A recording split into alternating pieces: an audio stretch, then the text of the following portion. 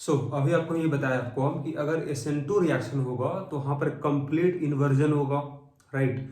लेकिन अगर SN1 reaction हुआ तो वहाँ पर एक होगा रेसमाइजेशन, ठीक है।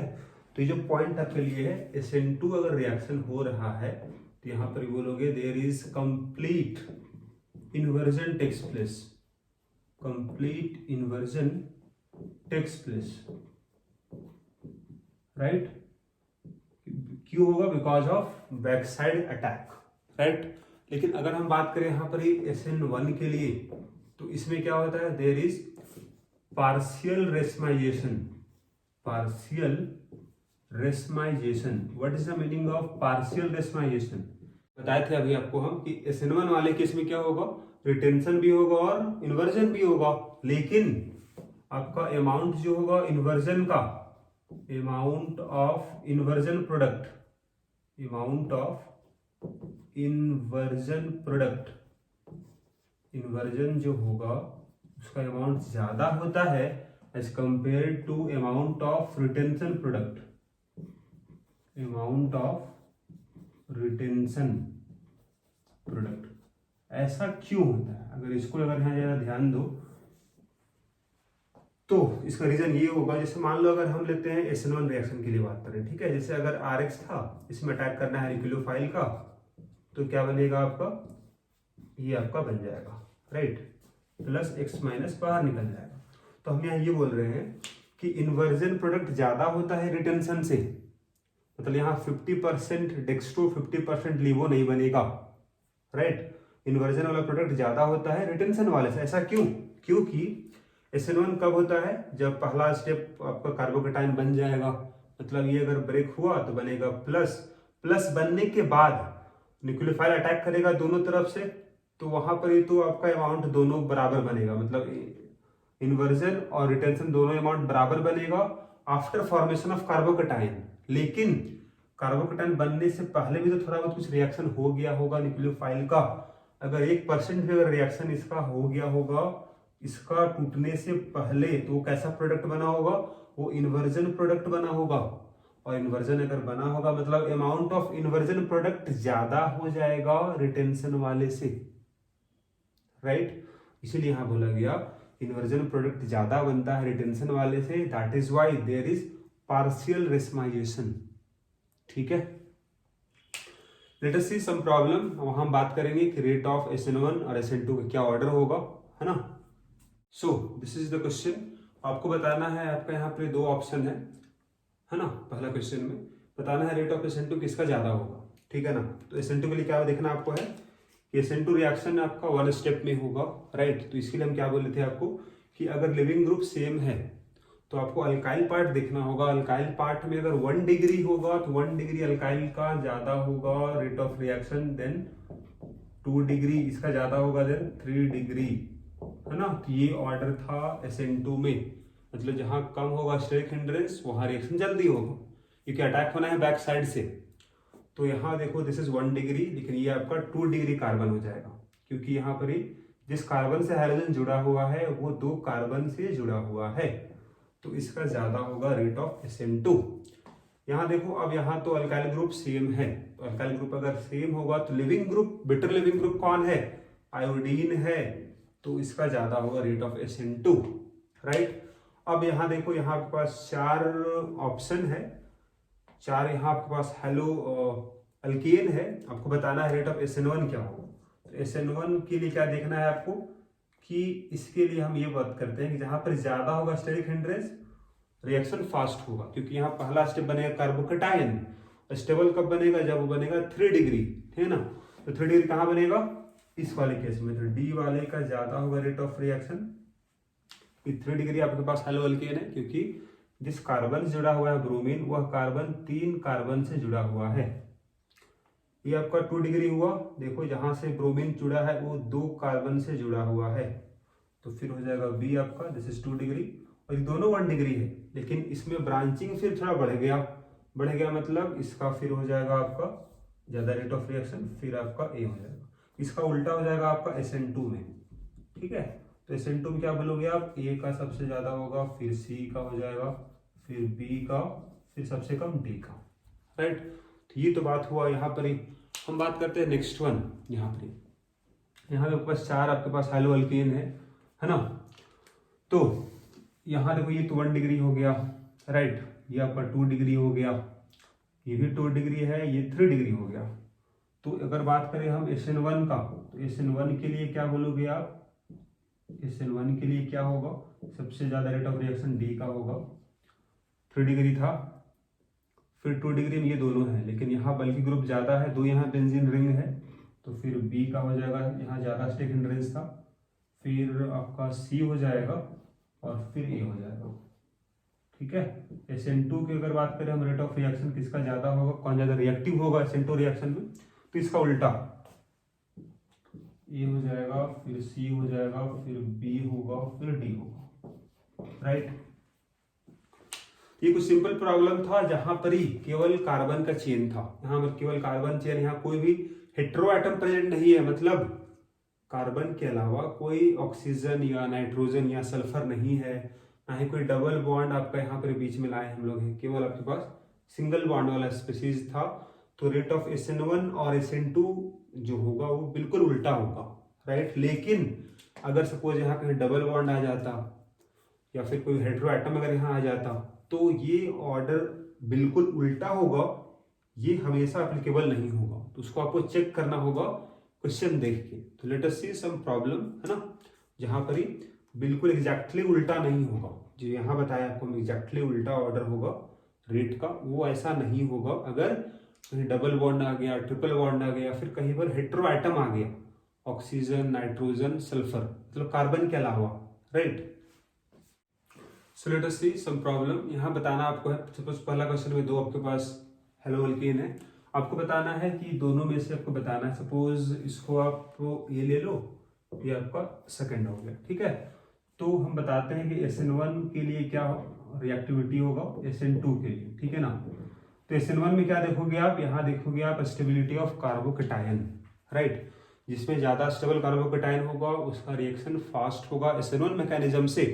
तो देखो आप यहाँ से अगर ब्रोमीन निकल जाएगा तो यहाँ बनेगा प्लस, राइट, और यहाँ से अगर निकल जाएगा तो यहाँ बनेगा प्लस। अब ज्यादा स्टेबल कौन होगा, तो इसके बगल में डबल बॉन्ड है, मतलब यहाँ रेजोनेंस होगा, तो Br जब यहाँ से निकल जाएगा तो यहाँ बनेगा प्लस चार्ज, और वो दैट विल बी डीलोकलाइज्ड, क्यों, बिकॉज ऑफ रेजोनेंस। आपको बताया गया था डबल बॉन्ड के बगल में अगर प्लस चार्ज होगा तो यहाँ रेजोनेंस पॉसिबल होगा, और इसका प्लस चार्ज डीलोकलाइज्ड होगा, मतलब ज्यादा स्टेबल होगा।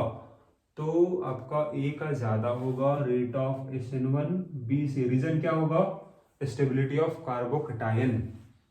SN2 में कार्बोकेटायन बनता नहीं है, तो वहां पर क्या देखोगे आप, तो वहां देखोगे आप कि रिएक्शन तो एक स्टेप में होता है, तो यहाँ पर पार्शियल पॉजिटिव चार्ज किस में ज्यादा होगा, जैसे ये आपका डेल्टा प्लस, ये delta minus, delta plus, delta minus, तो जितना ज्यादा यहाँ पॉजिटिव चार्ज होगा उतना जल्दी यहाँ अटैक होगा न्यूक्लियोफाइल का।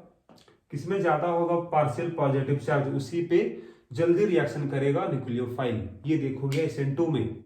याद रखना आप SN1 में क्या चेक करना आपको है, हेलोजन को हटा दो, बनाओ कार्बोकेटायन, जो ज्यादा स्टेबल होगा उसका ज्यादा होगा रेट ऑफ SN1। SN2 में क्या देखोगे, किसमें ज्यादा होगा पार्शियल पॉजिटिव चार्ज कार्बन पर, उसी पे जल्दी अटैक करेगा न्यूक्लियोफाइल, क्योंकि रिएक्शन 1 स्टेप में होगा, यहाँ कार्बोकेटायन नहीं बनता है, राइट। तो चूंकि यहाँ एक इलेक्ट्रॉन विड्रॉइंग ग्रुप लगा हुआ है, दिस इज -I ग्रुप, तो इलेक्ट्रॉन विड्रॉ करेगा तो यहाँ बढ़ जाएगा पार्शियल पॉजिटिव चार्ज, तो यहाँ जल्दी अटैक कर पाएगा न्यूक्लियोफाइल। इसका मतलब क्या होगा, A का ज्यादा होगा SN2 रिएक्शन भी, ये ज्यादा रिएक्टिव होगा दोनों ही मैकेनिज्म में, SN1 में भी SN2 में भी, राइट। तो बिल्कुल एग्जैक्टली उल्टा तो हुआ नहीं, क्योंकि यहाँ पर हेटेरो एटम ऑक्सीजन आ गया है ना। यहाँ देखो फिर से ब्रोमीन दोनों कॉमन है, अब यहाँ डबल बॉन्ड जो है दिस इज -I ग्रुप, क्योंकि sp2 कार्बन जो होगा, this carbon is sp2 hybridised, ये sp3 है, ये ज्यादा इलेक्ट्रोनेगेटिव है, तो इलेक्ट्रॉन विड्रॉ करेगा, मतलब -I ग्रुप की तरह काम करेगा, तो यहाँ प्लस को बढ़ा देगा, राइट। लेकिन यहाँ पर ही ऐसा नहीं होगा, तो आपका ये अगर A हुआ, ये अगर B हुआ, तो इसके लिए क्या बोलोगे आप, यहाँ भी SN1 चेक करो, SN2 चेक करो, किसका रिएक्टिविटी ज़्यादा होगा, SN1 मैकेनिज्म से। चेक करना stability of carbocation for SN1, तो इसको निकाल दो, यहाँ बनेगा प्लस, फिर से डबल बॉन्ड बगल में है तो यहाँ भी डीलोकलाइज्ड होगा, प्लस चार्ज ज़्यादा स्टेबल बनेगा ए के लिए as compare to B. Polarity यहाँ ज़्यादा होगा, पार्शियल प्लस यहाँ ज़्यादा होगा because of minus I group, तो फिर से ए का ज़्यादा होगा SN2 भी, राइट। फिर यहाँ देखो फिर से अगर बात करें हम, जैसे ए हो गया, ये बी हो गया, तो इसके लिए क्या हो जा रहा है, इसको देखो SN1 mechanism, stability of carbocation, तो अगर यहाँ से ब्रोमीन निकल जाएगा तो यहाँ बनेगा प्लस, बगल में डबल बॉन्ड है तो रेजोनेंस स्टेबलाइज्ड होगा, मतलब ए का ज़्यादा हो जाएगा बी वाले से। SN2 जरा चेक करो आप, तो SN2 के लिए पार्शियल पॉजिटिव चार्ज लिखना होता है, तो डबल बॉन्ड है मतलब ये sp2 हाइब्रिडाइज्ड कार्बन है, sp3 है, यहाँ दोनों ही sp3 है, तो ज़्यादा इलेक्ट्रोनेगेटिव कार्बन है तो ये विड्रॉ करेगा इलेक्ट्रॉन पेयर को, तो यहाँ बढ़ जाएगा पार्शियल पॉजिटिव, ठीक है ना, तो इसका ज़्यादा होगा रेट ऑफ SN2 भी।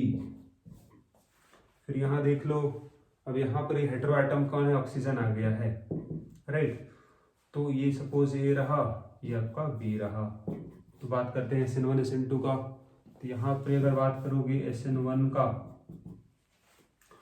ब्रोमीन निकल जाएगा तो यहाँ बनेगा प्लस, यहाँ से निकल जाएगा तो यहाँ बनेगा प्लस, इस प्लस को स्टेबलाइज कौन करेगा, बगल में लोन पेयर है, ठीक है ना, ये यहाँ बॉन्ड बना लेगा, तो बी वाले में ज़्यादा स्टेबल बनेगा, मतलब ए से ज़्यादा होगा बी का रेट ऑफ SN1। SN2 बात करते हैं, फिर से वही देखो partial positive charge, delta plus delta minus, ये होगा डेल्टा प्लस, ये होगा डेल्टा माइनस, तो डेल्टा प्लस यहाँ ज़्यादा होगा क्योंकि यहाँ बगल में है इलेक्ट्रोनेगेटिव आइटम, इलेक्ट्रॉन विड्रॉ करेगा, इलेक्ट्रॉन अट्रैक्ट करेगा, तो यहाँ बढ़ जाएगा, मतलब बी का ज़्यादा हो जाएगा, राइट। तो ये तो हम चेक कर लिए यहाँ पर आपका SN1 SN2 का रेट क्या होगा। तो फाइनली यहाँ आप समराइज करते रहे आपको, अगर देखना होगा आपको SN1 का रेट, ठीक है ना, अगर आपको बात करना होगा रेट ऑफ SN1 रिएक्शन के बारे में, ठीक है ना, सबस्ट्रेट दिया गया, तो वहां आपको देखना होगा stability of carbocation, stability of carbocation, ठीक है, जो ज्यादा स्टेबल कार्बोकेटायन होगा तो उस सबस्ट्रेट का ज्यादा होगा रेट ऑफ SN1, राइट। अगर हम चेक करना होगा आपको रेट ऑफ SN2, तो यहाँ पर ही चूंकि कार्बोकेटायन तो बनता नहीं है, तो आप देखोगे पार्शियल पॉजिटिव चार्ज है ना, यहाँ आपको देखना है partial positive charge on carbon attached to leaving group या बोलो हैलोजन, ठीक है, जितना ज्यादा होगा पार्शियल पॉजिटिव चार्ज उतना जल्दी अटैक करेगा न्यूक्लियोफाइल, उतना फास्ट रिएक्शन होगा SN2 का, तो इससे आप पहचान सकते हो आप, है ना, किसका ज्यादा होगा SN1 SN2, राइट। सो आपको यहाँ बताया आपको हम SN1 क्या होगा SN2 क्या होगा, तो SN1 में क्या बोले आपको हम, रेशमाइजेशन होगा, SN2 में क्या होगा, इन्वर्जन होगा, ठीक है। एक रिएक्शन यहाँ पर और होगा जहां पर आपका रिटेंशन होगा, तो उस रिएक्शन का नाम है that is NGP, this is, इसका फुल फॉर्म क्या हो जाएगा, दिस इज नेबरिंग ग्रुप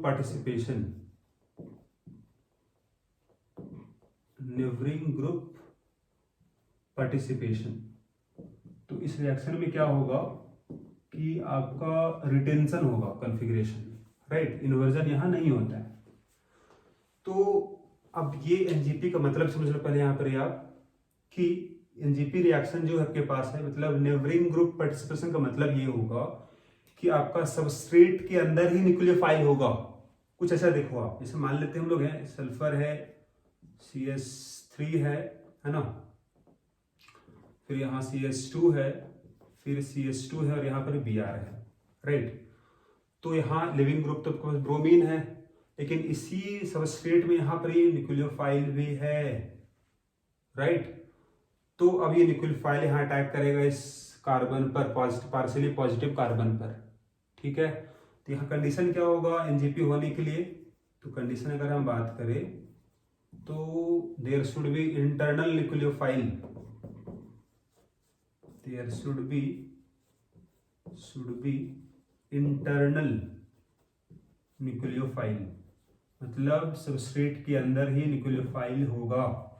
साथ ही ये दोनों ग्रुप का जो डायरेक्शन होगा वो क्या होगा, ट्रांस होगा, मतलब अपोजिट डायरेक्शन में होगा, है ना। So nucleophile and leaving group should be in opposite direction, should be in opposite direction, तभी रिएक्शन यहाँ पर ही होगा। और यहाँ पर क्या होगा, तो रिजल्ट अगर बात करें इसका हम लोग कि रिएक्शन होने के बाद रिजल्ट क्या मिलेगा, प्रोडक्ट जो मिलेगा वहां पर क्या मिलेगा आपको, रिटेंशन इन कन्फिग्रेशन देखने को मिलेगा, राइट। तो आप यहाँ पर रिएक्शन एक बार देख लो आप, जैसे CH3 था, सल्फर था, है ना, फिर यहाँ CH2 और यहाँ सपोज आपका ब्रोमीन था, राइट। तो अगर यहाँ सपोज हम इसको रिएक्शन कराया विथ KOH, है ना, तो अगर हम इसको इस तरह से देख लें कि सपोज दिस इज स्टार, मतलब क्या हो गया, C स्टार का मतलब हो गया दिस इज 14, मतलब वो कार्बन का C14 आइसोटोप है ना। तो यहाँ पर कौन जुड़ा हुआ था, ब्रोमीन जुड़ा हुआ है। अब जब इसको रिएक्शन हुआ, है ना, तो यहाँ क्या पाया गया, जरा उसको देख लो। CH3 सल्फर था, CH2 यहाँ जुड़ गया OH, और वो बाहर निकल गया आपका Br बाहर निकल जाएगा, राइट। इसके अलावा यहाँ एक प्रोडक्ट और बना, CH3S CH2 और OH। सो ये दो तरह का प्रोडक्ट यहाँ देखने को मिला। दोनों डिफरेंस अगर ध्यान से देखो तो एक बार CH2 स्टार जो था वहां पर ब्रोमीन था, उसी में जुड़ा हुआ है OH ग्रुप, ये तो नॉर्मल आपको दिख रहा है, ठीक है। लेकिन यहाँ कुछ उल्टा रिएक्शन हो गया है, जो स्टार वाला था उस पर OH नहीं जुड़ा बल्कि उसका बगल वाले में जुड़ गया। तो ये प्रोडक्ट कैसे बना, है ना, ये प्रोडक्ट क्यों बन रहा है, उसका एक्सप्लेन कर पाओगे आप with the help of NGP।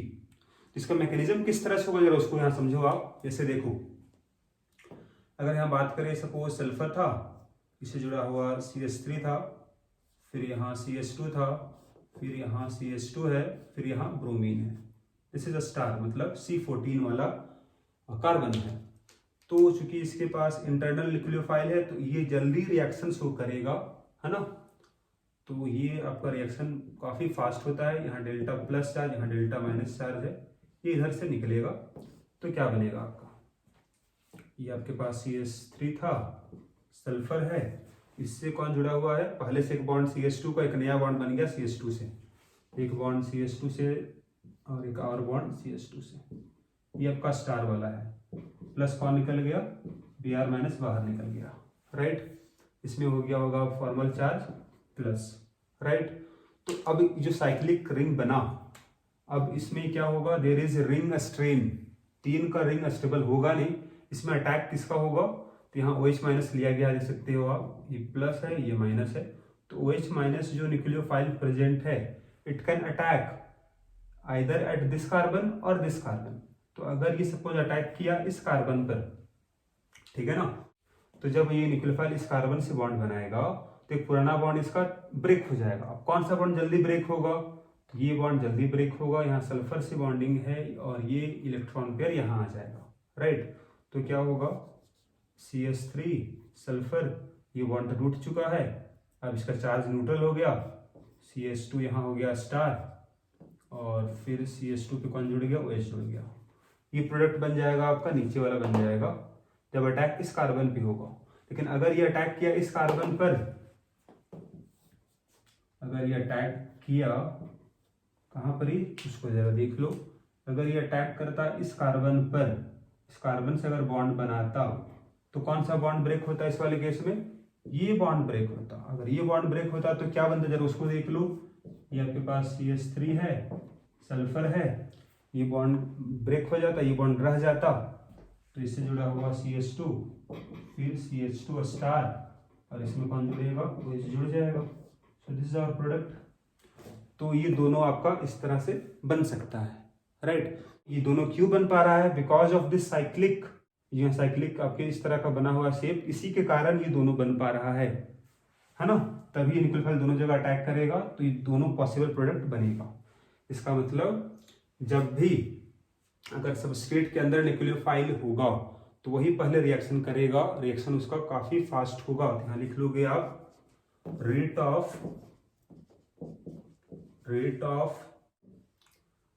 Of NGP is very high compare to SN1 SN2 compared to SN1 and SN2। ठीक है, तो बाहर का न्यूक्लियोफाइल पहले अटैक नहीं करेगा बल्कि जो इंटरनल न्यूक्लियोफाइल वही पहले अटैक करेगा। इसके बाद यहाँ ये भी बोलोगे आप, यहाँ रिटेंशन हो जाएगा, there is retention in configuration. Retention क्यों होगा जरा उसको यहाँ समझने की कोशिश करो आप। रिटेंशन इन कॉन्फ़िगरेशन देखने को मिलता है प्रोडक्ट में। ठीक है, ऐसा क्यों, देखो आप, क्योंकि यहाँ पर 2 बार होने वाला है बैक साइड अटैक। एक बार पहला न्यूक्लियोफाइल जो इंटरनल न्यूक्लियोफाइल था वही अटैक किया बैक साइड से, ठीक है ना। तो पहली बार यहाँ पर इन्वर्जन हो चुका, ठीक, और फिर से यहाँ अटैक हो रहा है बैक साइड से। तो 2 बार अगर अटैक होगा बैक साइड से तो फाइनल उसका रिजल्ट क्या आएगा, रिटेंशन ही आएगा। मतलब कोई वहां पर आपका कॉन्फ़िगरेशन चेंज नहीं आएगा। 2 बार घूम गया, 2 बार हो गया इन्वर्जन, एक बार उल्टा हुआ था फिर से उल्टा हुआ, फिर से वो सीधा हो गया, है ना। इसलिए यहाँ बोलेंगे रिटेंशन इन कॉन्फ़िगरेशन देखने को मिलता है, राइट। मतलब जिस डायरेक्शन में जुड़ा रहेगा ब्रोमीन उसी डायरेक्शन में जुड़ेगा आपका आने वाला न्यूक्लियोफाइल। अगर ये अबव द प्लेन होता ये भी जुड़ता है अबव द प्लेन, ठीक है।